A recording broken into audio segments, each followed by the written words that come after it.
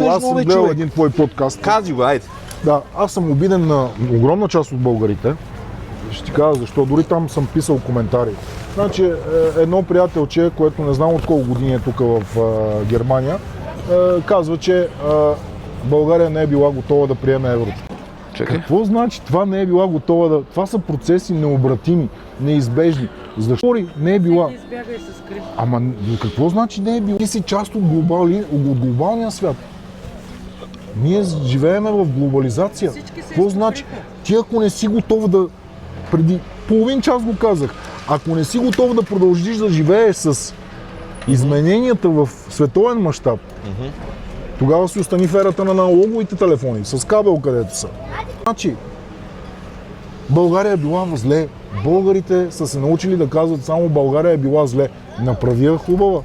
Направи я хубава. Си го прави така и за мен е много. Сега много ще кажат, ама ти си имал събрани под 100к. Може да го направиш и с под 10. Аз пък ще кажа друго.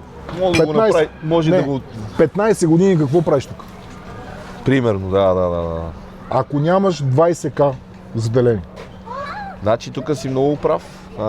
Тоест ти живееш ден за ден.